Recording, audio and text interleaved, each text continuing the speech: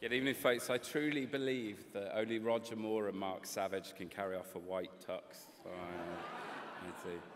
So I'm delighted to be here to share part of a celebration, I suppose, of some of the fantastic work that you do in communicating the story of our industry and the medicines that we make. But I think most of us would recognize that this has been a tough year, not just in terms of the financial pressures that we face, but also in what's been written and what's been said about our industry.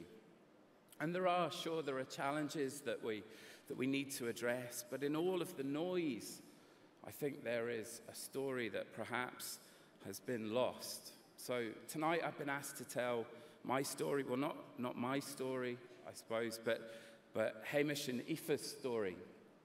So Hamish is my wee boy, that's him there, and Aoife, my wee girl, and they're pretty lucky to be here. So there was a problem picked up early in the pregnancy, and every day they were monitored, and we'd go in, we'd listen, and you'd wait for that sound.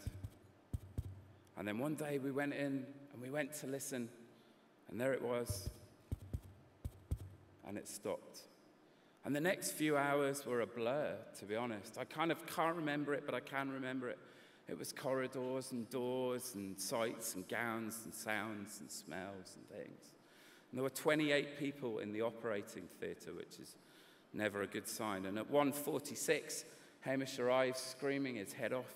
At 1:47, Aoife arrived. And in the hours and the days and the weeks and the months ahead, they had a real struggle to face.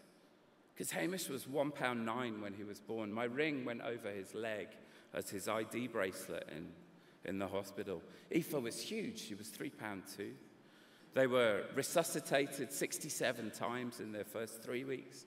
They had surgery 4 times. Hamish's lungs collapsed. He had part of his bowel resected. Aoife's pain was unmanageable, even with the highest dose of morphine that she could take.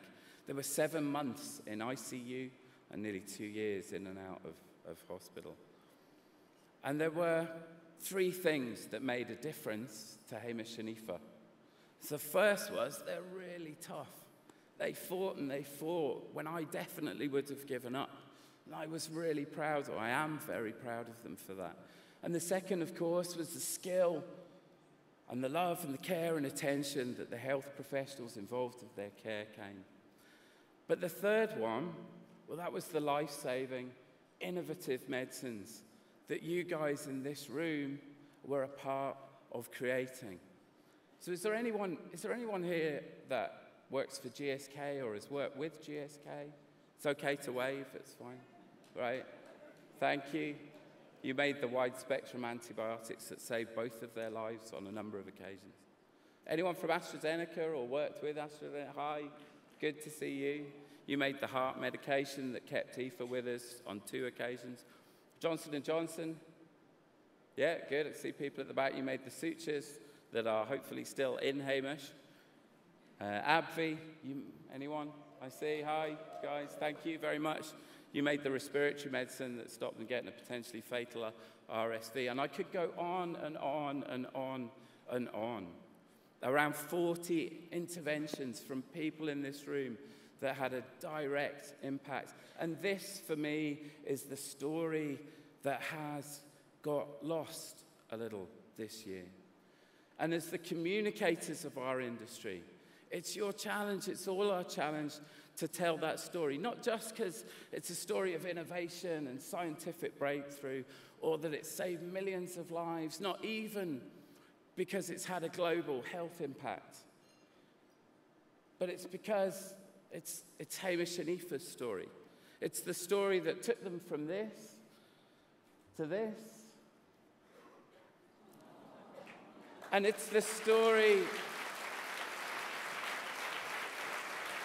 It's the story that's going on in millions of homes and millions of families in loads of disease areas. This is real pharma. This is what it's about. This is the story to tell.